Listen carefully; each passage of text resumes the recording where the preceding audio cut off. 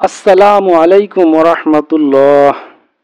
একটি ঘটনার প্রেক্ষিতে রাসূলুল্লাহ সাল্লাল্লাহু আলাইহি সাল্লাম হযরত আবু হুরায়রা রাদিয়াল্লাহু তাআলা আনহুকে বলেন, ইবলিস চরম মিথ্যাবাদী, অথচ সে তোমাকে সত্য কথা বলেছে।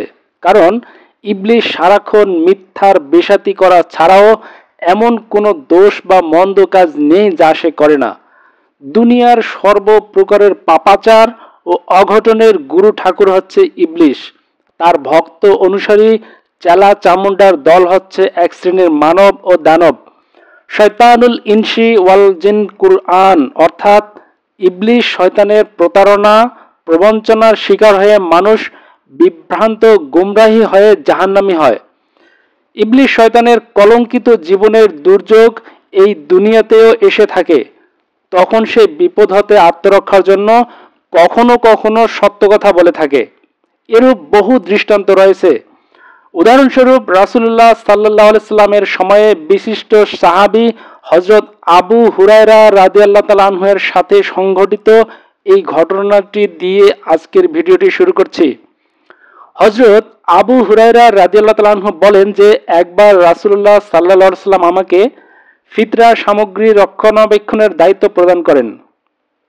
এক রাতে আমি দায়িত্ব পালনরত অবস্থায় দেখতে পাই যে এক বৃদ্ধ আসে এবং ফিতরা সামগ্রী হতে কিছু গম চুরি করে পালাতে থাকে। আমি তাকে গ্রেফতার করি এবং বলি যে তোকে রাসূলুল্লাহ সাল্লাল্লাহু আলাইহি সাল্লামের খেদমতে নিয়ে যাব। সে আমাকে আকুতি করে বলে, আমার পরিবার সন্তানাদি আছে, আমি একজন দরিদ্র অভাবী ব্যক্তি, অনাহারে এ কাজ করতে বাধ্য হয়েছি।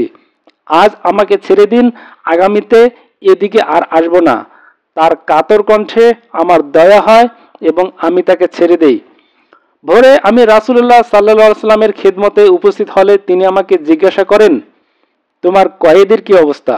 আমি সমস্ত ঘটনা বর্ণনা করে বলি, সে ভবিষ্যতে আর আসবে না বলে অঙ্গীকার করেছে এবং অনুনয় বিনয় করায় আমি তাকে ছেড়ে দিয়েছি। রাসূলুল্লাহ সাল্লাল্লাহু আলাইহি সাল্লাম আমার বর্ণনা শুনে বলেন, আজ রাতে সে আবার আসবে। হযরত আবু হুরায়রা রাদিয়াল্লাহু তাআলা আনহু বলেন, রাসূলুল্লাহ সাল্লাল্লাহু আলাইহি সাল্লাম এই কথা বলায় আমার বিশ্বাস হয় যে সে অবশ্যই আসবে। সুতরাং রাতে আমি তার প্রতীক্ষায় থাকি।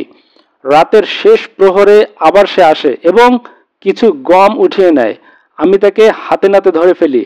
সে আবারও আমার কাছে অনুরোধ করে ছেড়ে দিতে এবং বলে যে তার ছেলেপেলে আছে, অভাবের তাড়নায় সে এ কাজ করতে বাধ্য হয়। আগামীতে আর কখনো এই কাজ করতে আসবে না বলে দৃঢ় অঙ্গীকার করে। তার প্রতি দয়া পরবশ হয়ে আমি এবারও তাকে ছেড়ে দেই। ভোরে রাসূলুল্লাহ সাল্লাল্লাহু আলাইহি সাল্লামের খেদমতে হাজির হলে তিনি আবারও প্রশ্ন করেন, তোমার বন্দির কি হলো?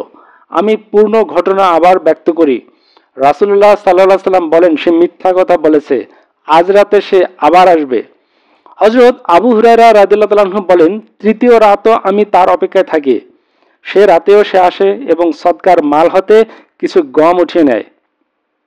এ সময় আমি তাকে আটক করি এবং তাকে বলি যে আজ তোকে যেভাবেই হোক রাসূলুল্লাহ সাল্লাল্লাহু আলাইহি সাল্লামের নিকট হাজির করবই করব। আজ তোর কোনো ভান করা চলবে না। তোর কোনো আপত্তি আজ শুনব না। তোর কোনো ওয়াদা অঙ্গীকার মানব না। সে বলে, আজ তুমি যদি আমাকে ছেড়ে দাও, আমি তোমাকে এমন কিছু কালেমা বাক্য শিখিয়ে দেব যে যা সারা জীবন তোমার উপকারে আসবে। আমি বলি, সেই কালেমাগুলো কি? সে বলে, রাতে শোবার সময় আয়াতুল কুরসি পড়ে নেবে। আল্লাহ তোমার রক্ষাকারী ও নিরাপত্তা বিধানে ফেরেশতাদের নিয়োগ করবেন এবং রাতে শয়তান তোমার নিকট আসবে না। এ কথা শুনে আমি তাকে ছেড়ে দেই। ভোর হওয়ার পর আমি রাসূলুল্লাহ সাল্লাল্লাহু আলাইহি সাল্লামের খেদমতে উপস্থিত হই। তিনি আমাকে জিজ্ঞাসা করেন, তোমার কয়েদের কি খবর? আমি তাকে সব ঘটনা খুলে বলি এবং সবকিছু শোনার পর তিনি বলেন, সাদাকাকা ওয়া হুয়া কাযুবুন অর্থাৎ তোমাকে সে সত্য কথা বলেছে কিন্তু সে মিথ্যাবাদী।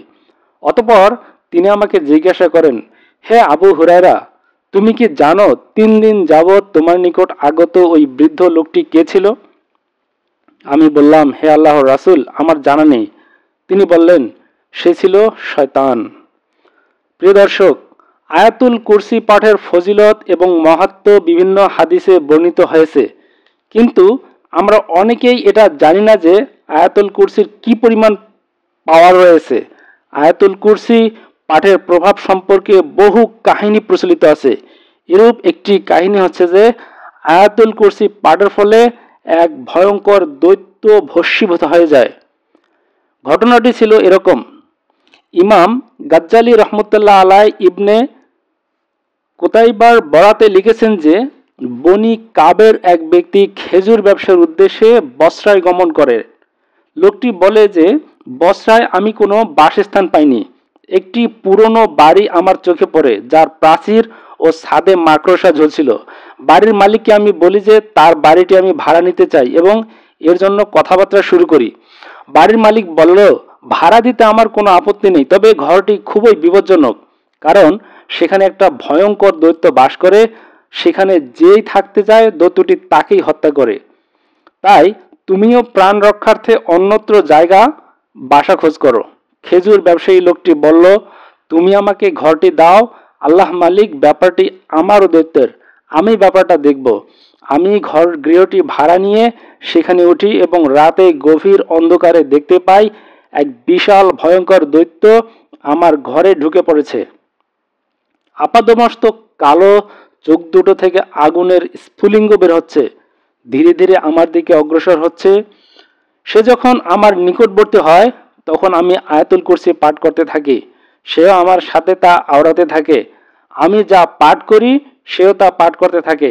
আমি যখন আয়াতুল কুরসির শেষ অংশে পৌঁছি এবং ওয়ালা ইয়াউদুহু হিফজুহুমা ওয়া হুয়াল আলিয়ুল আযীম পড়তে থাকি, তখন তার জবান বন্ধ হয়ে যায়। আমি যখন দেখি যে সে এই অংশ পড়তে পারছে না, তখন আমি সেই বাক্যগুলো বারবার উচ্চারণ করতে থাকি। কিছুক্ষণের মধ্যেই দেখা যায় সেই কালো দৈত্য আমার সামনে হতে অদৃশ্য হয়ে গেছে। আমি স্বস্তি বোধ করি এবং শান্তিপূর্ণভাবে ঘুমাই। ভোরে জাগ্রত হওয়ার পর দেখি যে যে স্থানে দৈত্যটি দাঁড়ানো ছিল সেখানে একটি পুড়ে যাওয়া লাশ পড়ে আছে এবং গায়েবী আওয়াজ শুনি, তুমি রাতে একটি বিরাট দৈত্য জ্বালিয়ে দিয়েছ।